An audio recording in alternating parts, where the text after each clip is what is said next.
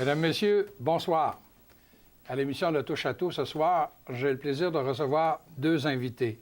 Deux chroniqueuses habituelles, vous allez voir. La première, celle que j'appelle toujours sur le ton taquin, Manon des Trois-Monts, c'est-à-dire Manon Couture, la directrice du Sentier des Trois-Monts à Coleraine. Bonsoir, Manon. Bonsoir. Alors, c'est vrai, hein, Manon des Trois-Monts, on peut pas... Puis d'ailleurs, tu te présentes comme ça très souvent, je t'ai entendu. C'est rendu mon nom maintenant. Oui, Manon des Trois-Monts. Là, on est à la mi-mai.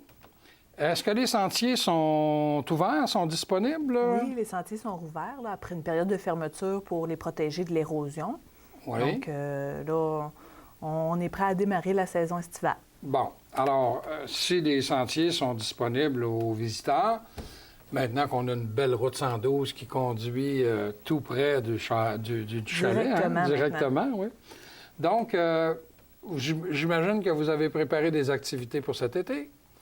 Parlons-en. Alors, c'est quoi la première activité? Bon, bien sûr, il faut commencer par la journée d'entretien. Donc, la journée d'entretien, on en a besoin parce que, oui, les sentiers sont rouverts, mais, bon, ils ont eu des petits dommages. Il faut ramasser des branches, des feuilles, ça, exactement. Ouais, okay. Nous, on a aussi des canaux d'irrigation, donc pour s'assurer que nos canaux ne sont pas bouchés, pour nous préparer là, aux grandes pluies qui vont arriver durant l'été. Donc, on a besoin d'aide à ce niveau-là. Puis aussi, bon, bien, corder du bois, ce genre de menu travail-là qui se fait bien en groupe. Puis c'est agréable aussi, là, en espérant qu'on ait une belle journée le 4 juin prochain. Ah, c'est le 4. C'est un samedi, ça, exactement. J'imagine. Mais ça, c'est devenu là, une coutume, hein? Ça fait quoi, 3-4 ans seulement que ça existe, cette journée d'entretien-là? Exactement. Avant, on la faisait seulement à l'automne. À l'automne, mais là, oui. c'est une initiative de la Fédération de la marche du Québec de faire une journée d'entretien nationale. Donc, vraiment, tous les sites de marche demandent à leurs bénévoles de venir donner un peu de temps cette journée-là. Donc, c'est vraiment pas juste aux Trois-Monts, mais partout au Québec qui se passe de l'entretien. Ça va être la journée nationale d'entretien des sentiers pédestres. Exactement. Et ça va être le samedi 4. Mais qui c'est qui peut y aller, là? Qu'est-ce que vous demandez? Moi qui n'ai pas très habile de mes mains, là, je suis toujours plus fort avec ma mâchoire qu'avec mes mains. Qu'est-ce que je peux aller faire, là? Ça ne vous empêche pas de l'utiliser pendant que vous travaillez. C'est toujours une meilleure ambiance. Mais autrement, nous, c'est de balayer les sentiers, des fois, de feuilles ou encore de corder du bois, de ramasser des branches. Donc, ça ne prend pas beaucoup d'équipement. C'est pas trop compliqué. Puis, on passe une belle journée en plein air. Est-ce que ça demande un équipement particulier? Moi, si je me présente chez vous, qu'est-ce que je dois avoir, là, minimalement? C'est sûr que dans les sentiers, il faut toujours être bien botté, donc avoir des bonnes bottes ou des bons souliers de marche. Puis également, bon, bien, pour se protéger un peu, bien, on peut avoir des gants, peut-être des lunettes de protection, ce genre de choses. Un sac à dos pour transporter notre eau, qu'on fournit, ainsi que le lunch. Ah, vous fournissez le lunch? Oui, on va y aller, comme ça. On essaie d'inciter les gens. Puis aussi, bien, il y a des prix de présence toujours là, à la fin de la journée qui se terminent là, aux environs de 2 heures, 2-3 heures. Ça commence vers quelle heure? 9 heures. Ah, bon. Alors, autrement dit, là, à 9 heures, vers 2 heures, ça va être terminé. Exactement. Puis le lunch est fourni. Exactement. La boisson aussi. L'eau, oui. L'eau. Ah, oui, c'est de la boisson, pareil. Oui. Et vous vous attendez à peu près à combien de bénévoles pour que ça y aille bien? Au printemps, là? on a toujours moins de monde, mais nous, une quinzaine de personnes, là, ce serait vraiment notre nombre idéal. On demande aux gens de s'inscrire pour nous permettre de planifier les lunchs. Ah bon, OK. Alors, si on demande aux gens de s'inscrire, je vais te demander tout de suite le numéro de téléphone du sentier. Oui, c'est possible de nous appeler au 418-423-3351 ou encore d'utiliser notre page Facebook. Alors, je répète le numéro de téléphone que je prends en note. 418-423-3351. C'est bien Exactement. ça? OK. Et vous avez une page Facebook? Exactement, Sentier pédestre des Trois-Monts. Puis là-dessus, c'est toujours possible de nous envoyer des messages. On répond habituellement dans les 24 heures. OK. Donc, les gens... Mais est-ce qu'il y a des gens qui décident d'y aller, ils se lèvent samedi matin, le 4 juin, il fait beau, ils se disent, tiens, je vais aller faire... est-ce que vous allez les refuser? Oui, on va les prendre avec plaisir. C'est juste qu'on ne pourra pas leur fournir le lunch, tout simplement, pour des questions de logistique. OK. Donc, ça, c'est le samedi 4 juin. Exactement. Autrement dit, vous commencez votre saison par l'entretien des sentiers. On met nos sentiers beaux pour avoir notre achalandage estival. OK. Il y a combien de kilomètres de sentiers? On en a 20 km, mais il ne faut pas s'inquiéter, là, on ne fait pas marcher les gens 20 km. Là. Nous, on se concentre vraiment du côté du secteur de Vimy, puis aussi du côté du Mont Hawk. OK. Puis si on est capable d'en faire plus, on en fait plus, mais on n'est pas, on fait pas toutes les 20 km, c'est certain. On va avoir une équipe de manœuvre qui vont s'en charger là, pour le reste de l'été. OK. Donc, en d'autres mots, être bien chaussé, avoir des gants, peut-être des lunettes de protection, de la bonne volonté. Puis un Puis petit pour le sac, puis peut-être. tout va bien aller. Ça, c'est le samedi 4 juin. Exactement. OK. De 9h à 14h. Avez-vous d'autres choses de prévues cet été? Je pose la question, puis je ne devrais pas poser la question. Mais on a Alors, aussi... qu'est-ce que vous avez de prévu? On a aussi d'autres activités qui peuvent se faire tout le long de l'été, donc c'est vraiment pas une date fixe comme le rallye géologique. On regarde pour développer d'autres activités, mais c'est pas encore finalisé, là, donc ça arrivera plus tard. Le rallye géologique consiste à faire le Mont Hawk, donc c'est un 5 km, notre sentier le plus facile aux Trois-Monts. Puis, on utilise des panneaux d'interprétation pour que les gens trouvent l'information des questions du rallye. Ah bon, oui. Donc, ça oui, donne oui. un petit défi de plus que juste marcher puis voir le point de vue du Mont Hawk. C'est vraiment d'en apprendre un peu plus sur la géologie qui est vraiment exceptionnelle du site. Donc, les gens sont chronométrés. Le rallye est noté à la fin, donc ça prend peut-être une journée de correction. Et puis, après, au bout de 10 participants, il y a un prix là, qui est tiré entre les participants qui auront participé. Ah oui, ça, c'est plaisant, ça. Donc, autrement dit, quelqu'un qui veut aller, ne serait-ce que prendre une bonne marche dans un sentier et celui-là, il peut faire l'utile à l'agréable, si on veut, en lisant les panneaux d'interprétation avec un questionnaire approprié, puis il risque de gagner un prix. On y souhaite, oui. OK. Alors ça s'appelle le rallye géologique. Oui. Et ça, est-ce qu'il faut s'inscrire ou on se présente tout Non, bonnement? c'est comme une activité qui est offerte quand vous venez sur notre site. Ah bon, OK. Donc, vous pouvez le faire ou ne pas le faire. Les panneaux d'interprétation sont là de toute façon, Oui. mais ça donne vraiment un petit défi de plus, puis pour les gens un peu plus compétitifs. OK. Ça, c'est le rallye géologique en tout temps. Exactement. Est-ce que vous avez d'autres choses? Oui, on a aussi notre randonnée coucher de soleil et Perséide. Donc, ça va vraiment avoir lieu au mois d'août, au summum des Perséides. Là. C'est quoi ça, des Perséides? Je sais que Gaétan serait mieux, Gaétan Laflamme, il serait mieux placé que toi pour répondre. Là. C'est un astronome aguerri, mais est-ce que la directrice du Sentier des Trois-Monts est capable de répondre à ça? Qu'est-ce que c'est? Très sommairement, c'est une pluie d'étoiles filantes qui a lieu à chaque année. OK. Donc, puis au mois d'août, à la date qu'on a fixée, on est très près là, de où on peut voir le maximum d'étoiles filantes. Donc, en espérant d'avoir... C'est quelle date au mois? Le 12 août. Le 12 août, c'est un vendredi, un vendredi. Vendredi 12 août. Oui, puis l'activité est reportée parce que c'est sûr que la couverture nuageuse va beaucoup influencer la tenue de l'activité. Ah ben oui. Donc, on le reporte le lendemain, là, s'il y a quoi que ce OK. soit. Alors, quand on parle de la randonnée coucher de soleil, donc c'est en soirée? Exactement, c'est à 19h. Donc, les gens doivent arriver pour 19h. On leur demande d'être bien chaussés, d'avoir une lampe frontale, puis un petit coussin pour pouvoir s'asseoir au sommet sur les rochers. Puis c'est dans le secteur de Vimy Ridge, à Coleraine, Oui. au sommet du Mont Caribou. Donc, c'est quand même une ascension qui est quand même plus difficile. Plus costaude que l'autre. Exactement. Mais le point de vue en vaut vraiment la peine parce qu'on arrive, c'est le coucher de soleil. Puis on a un musicien qui commence à jouer de la musique. Là, cette année, on n'a pas encore fixé qui sera le musicien qui sera là. Les années d'avant, on avait un violoniste ou encore un saxophoniste. Ça fait une ambiance qui est totalement extraordinaire au sommet du mont. Et puis, quand la noirceur est bien installée, c'est là qu'on peut observer les Perséides ou tout autre phénomène astronomique parce que M. Laflamme sera justement sur place pour l'expliquer. Il va être sur place, lui. Il y a le président du Sentier des Trois-Monts, l'astronome qui vient, il est venu encore tout récemment à mon émission. Donc, lui, il va être là pour informer les gens. Donc, et répondre aux questions. Répondre aux questions. Donc, les gens qui ont des jumelles ou des choses du genre pour rapprocher, ils peuvent les apporter aussi. Oui, c'est sûr qu'on invite les gens à apporter leur matériel. Juste faire attention à pas amener trop lourd parce qu'il faut quand même monter au sommet. Oui, il faut monter, là. Exactement. Mais s'il ne fait pas beau vendredi, le 12 août, qu'est-ce qui arrive? On reporte au lendemain. Ah oui? Puis là, après, on voit avec les Là, après, on se participants à croise ce les moment-là. doigts. Parce que l'inscription est obligatoire. Ah, l'inscription est obligatoire. Parce qu'on a seulement 30 places de disponibles, parce que le sommet du Mont Caribou, c'est pas très, très grand non plus. Donc, c'est vraiment important là, pour les gens de s'inscrire. Puis comme ça, on peut aussi faire un suivi auprès d'eux si on reporte l'activité. OK. Donc, il faut s'inscrire. Je vais répéter, là, je l'ai pris en note. 418-423-33-51. Exactement. C'est toujours ça? Ou à notre courriel à info@3monts avec un s.ca. Ah oui, il y en a 3. Hein? 3 mots. En terminant, là, parce qu'il nous reste seulement 2 minutes, Manon, c'est quoi le droit d'entrée pour aller sur les sentiers chez vous? Donc, on essaie de garder nos tarifs les plus bas possibles pour rendre l'accès le plus abordable possible pour tout le monde.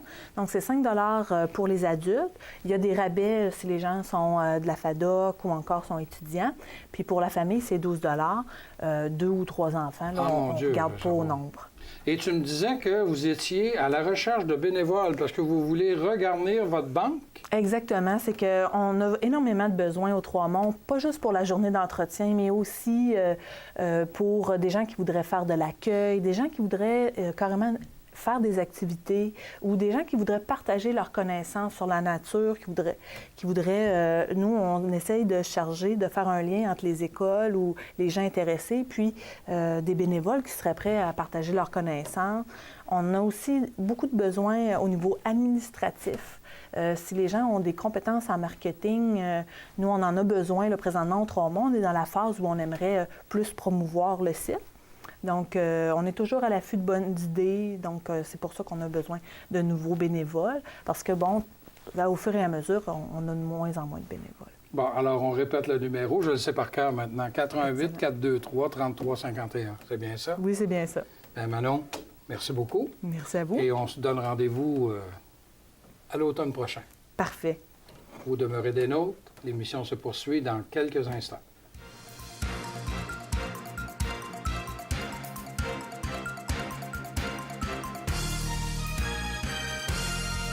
Au début de l'émission, je vous avais dit que j'avais le plaisir de recevoir ce soir 2 chroniqueuses.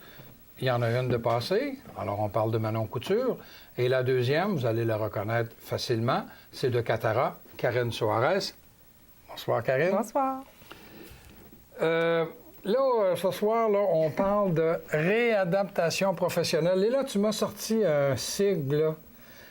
Ça veut dire Commission des normes de l'équité salariale, de la santé, de la sécurité au travail. C'est ça, oui, là? Oui, oui. Ça veut-tu dire que c'était l'ancienne CSST, ça? Bien, en fait, depuis le 1er janvier 2016, Oui, on a regroupé les normes du travail, l'équité salariale, la CSST, tout Donc, ensemble. On a brassé les lettres, on a joué au Scrabble. Ça nous a donné la CNESST, Commission des normes de l'équité salariale et de Bon, la alors, santé et sécurité du travail. Tu l'as vu. Je l'avais bien dit. Bon. Oui, c'est ça. Alors, quand on parle de réadaptation professionnelle, qu'est-ce que tu entends par ça, toi? Bien, ce qu'il faut savoir, c'est que avant 1985, quand on était, dans le fond, accidenté, qu'on n'était pas capable de retourner au travail, on avait ce qu'on appelait les indemnités à vie. Mais depuis 1985, on a un nouveau droit comme travailleur, c'est le droit à la réadaptation professionnelle. Donc, des mesures pour favoriser la réinsertion en emploi. Le retour au travail. OK. Sauf qu'on n'a plus droit à l'indemnisation à vie. Donc, à partir de 65 ans, les indemnités de revenus vont diminuer jusqu'à 68 ans et là, il n'y a plus d'indemnité par la suite, de verser par la CSST ou CNESST. OK. Donc, on a le droit à la réadaptation professionnelle depuis 1985. Ce que ça veut dire, c'est qu'on peut soit adapter le poste de travail d'une personne qui a eu un accident qui revient au travail, soit lui trouver un autre emploi au sein de la même compagnie, ou bien la CNESST va déterminer un emploi convenable et là, le travailleur va avoir 1 année de recherche d'emploi pour trouver cet emploi-là qui est déterminé par la CSST ou la CNESST. Ça prend du temps avant de s'habituer. Oui, c'est vrai, hein? Et c'est des travailleurs donc, qui ont des limitations fonctionnelles. Donc, en fonction des limitations qu'ils ont, de 5 facteurs, en fait, on va déterminer un emploi convenable. Et au bout de cette année-là, si la personne n'a pas trouvé d'emploi, bien, on coupe ses indemnités. Donc, la personne se retrouve pratiquement sans revenu. C'est ça. Quand on parle de réadaptation professionnelle, bon, il y a un travailleur qui se blesse. Oui. Et là, il est déterminé à savoir, est-ce qu'un jour, il va être apte à retourner au travail ou inapte à retourner au travail? Est-ce que c'est un peu ça? Ça n'existe plus vraiment, parce qu'avec la réadaptation... C'est pour tout le monde. C'est pour tout le monde. En fait, en fonction des limitations fonctionnelles du travailleur, on va ajuster les mesures de réadaptation. Donc, autrement dit, peu importe les limitations qu'on a, on devrait avoir la chance de retourner travailler. Oui, mais s'ils ne sont pas capables de retourner travailler, tu me disais tout à l'heure que, bon, les indemnités qui étaient à vie, maintenant, ils se terminent graduellement entre 65 et 68 ans. Oui. Ou, là, tu viens de me dire, non, s'ils n'ont pas réussi à passer à travers le processus... Ce qui arrive, c'est que quand la personne est accidentée, donc là, il y a tout un processus, et puis là, on en arrive à une consolidation. On dit, bon, bien là, votre état ne s'améliorera pas. Et là, en fonction des limitations que les personnes ont, on va déterminer quel type d'emploi ils peuvent faire. Et là, avec cette mesure-là, on estime que la très, très, très, très, très grande majorité, hein, on s'entend, qui pourront retourner au travail. On s'entend si la personne est couchée sur un lit quadriplégique, etc. Il y a des cas, là, hein, tu sais. Oui. Toujours des exceptions, c'est comme la langue française, mais de façon générale, les gens devraient être capables de retourner sur le marché du travail avec des mesures de réadaptation. Mais on n'avait pas de données là-dessus pour voir est-ce que c'est efficace ou pas. OK? Donc, c'est un peu là où le bas blesse. Sauf que depuis c'est tout chaud, ça sort du four, là. Nancy m'a amené un article jeudi matin. C'est un article une étude qui a été menée par l'Union des travailleurs et travailleuses accidentés de Montréal, donc qui est un organisme un petit peu cousin de Catara. OK, c'est ça. Et ils ont mené une étude sur l'efficacité des mesures de réadaptation professionnelle à la CNESST. OK. Ils ont interrogé 215 personnes qui ont subi un accident, une lésion professionnelle, ça peut être un accident ou une maladie professionnelle, Oui. donc dans le passé, qui ont été indemnisées par, à l'époque, la CSST, qui ont été consolidées avec des limitations fonctionnelles. Donc, c'est des personnes qui peuvent Quand tu dis consolidé, c'est reconnu officiellement? Reconnu, c'est stable, ça ne bougera plus. OK. Donc, ces personnes-là étaient aptes à recevoir des mesures, donc à bénéficier des mesures de réadaptation professionnelle. Alors, là, donc, ces personnes-là... C'est l'efficacité, on dit toujours, du programme de réadaptation. C'est ça. 215. Oui. 215 personnes. Ces personnes-là, leur accident est arrivé quand ils avaient environ 40 ans. Et ça fait déjà une dizaine, 10-12 ans de ça. Donc, c'est des personnes qui ont eu un accident là, autour de 2004. C'est tous des travailleurs donc, qui ont gardé des limitations fonctionnelles. C'était des employés stables qui avaient un lien d'emploi depuis environ 7-8 ans avec le même employeur. OK. On ne parle pas d'employés qui se promènent d'une job à l'autre.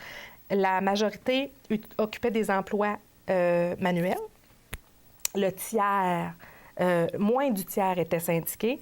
Puis ces gens-là ont été en arrêt de travail pendant à peu près 2 ans après leur accident. Donc, pour le temps de consolider la lésion et donc de leur trouver un emploi convenable ou de trouver des mesures de réadaptation pour leur permettre de réintégrer le marché du travail. Okay. Donc, la question qu'on se posait, c'est est-ce qu'ils ont été capables, ces personnes-là, de se trouver un emploi et de le conserver?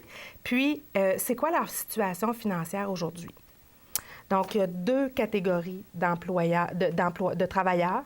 Il y a ceux qui ont été jugés capables de retourner sur leur emploi qu'ils occupaient avant leur lésion et ceux qui ont été jugés incapables de retourner sur le même emploi. Mais pour un autre emploi. Oui. Donc, dans ces cas-là, c'est soit un emploi différent chez le même employeur ou encore la détermination d'un emploi convenable par la CNESST. Et là, c'est les gens eux-mêmes qui doivent se trouver un emploi. OK. Alors, donc, c'est quoi le constat? Premier groupe. Oui. Premier groupe, chez les personnes qui ont été jugées aptes à refaire le même emploi, il y a moins de la moitié de ces gens-là qui ont été capables de retourner au travail et de se maintenir en emploi. Ceux qui ont réussi à le faire s'en sont bien sortis. Mais pour un grand nombre d'entre eux, donc c'est plus que la moitié, on a noté un appauvrissement très important de leurs revenus. Donc, ils gagnent aujourd'hui... en fait, leur revenu annuel aujourd'hui est de 49 % inférieur à ce qu'ils gagnaient avant leur lésion. Pourquoi?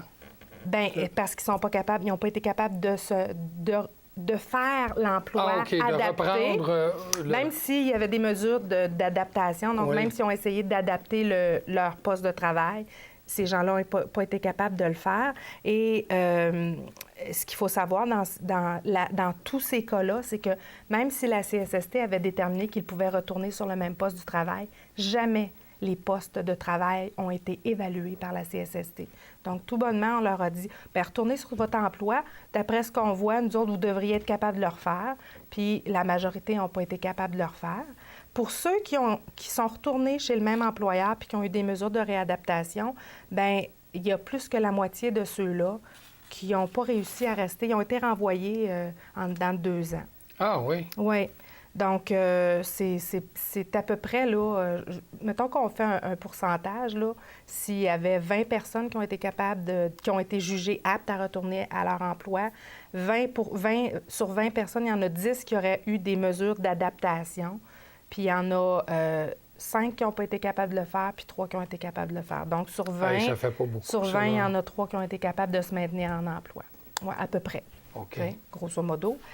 Pour ceux qui n'ont pas... ce qui est choquant, c'est que les postes de travail n'ont jamais été évalués. Pour ceux qui n'ont pas été capables d'être réintégrés leur emploi prélésionnel, comme on dit, oui, okay. Bien, la CSST met en place des mesures de réadaptation qui devraient faciliter leur réintégration au marché du travail. Mais on parle généralement, là, du côté de la CSST, CNESST, de conseillers en orientation, des conseillers en emploi, des organismes d'aide à la recherche d'emploi, etc. Tu sais, c'est pas de la réadaptation en tant que telle comme on pourrait avoir en ergothérapie, là. Oui, OK. Donc, ces mesures-là, si on regarde la trajectoire des gens qui ont bénéficié de ces mesures de réadaptation-là, on voit qu'il y a peu d'impact sur le retour au travail parce que ces travailleurs-là connaissent une diminution de leurs revenus d'à peu près 35 %. Et puis, quand ils reçoivent des formations aussi, parce qu'ils peuvent recevoir des formations, bien, un très petit nombre d'entre eux ont droit à des formations qui sont qualifiantes. Donc, un diplôme reconnu par le ministère de l'Éducation, par exemple. Pour beaucoup, il va y avoir des stages en milieu de travail ou des petits cours là, de 30 heures, etc. Puis ces qualifications-là ne sont pas suffisantes pour leur permettre de se renouveler. Tu sais, dans le temps, on disait de se recycler. Oui. Bon, bien, c'est pas suffisant. Donc, c'est un très petit nombre qui peut finalement se recycler puis obtenir des nouvelles qualifications pour refaire sa vie dans un autre domaine. Donc, c'est juste une minorité qui a accès à ces programmes-là. En fait, là, grosso modo, là, tu sais, parce que là, j'imagine que j'ai vu il nous reste 3 minutes. Il nous reste 3 minutes. Mais, en fait, grosso modo, là, puis, c'est pas reluisant, ça va pas bien. Le constat n'est pas nécessairement très, très jojo. En fait, ce qu'on sait, c'est que seulement 15 % des personnes qui s'étaient vues déterminer un emploi convenable ont été embauchées en dedans d'1 an. Donc, tu sais, l'année qu'on se disait là, qu'on a de recherche d'emploi, puis après ça, on coupe nos indemnités. 10 ans après la décision de la CNESST, il y a seulement 24 % des gens qui ont un emploi convenable, qui ont réussi à se trouver un emploi convenable. Sur les 215, là. Oui, 59 % d'entre eux occupent ni un emploi convenable, ni un emploi semblable à ce qui avait été déterminé ou ce qu'il y avait eu avant leur lésion. Et 45 % de tous les participants du 215 n'ont jamais retravaillé, même si leurs indemnités ont été coupées. Puis là, c'est ce qui me fait dire, pour ceux qui pensent qu'il y a des gens, des abuseurs à CSST, bien, ça serait assez surprenant parce qu'on ne choisit pas la pauvreté délibérément. Hein? Je veux dire, ces gens-là se retrouvent à toute fin pratique avec... Puis on ne choisit pas d'être malade non plus. Non, puis de ne plus avoir de santé.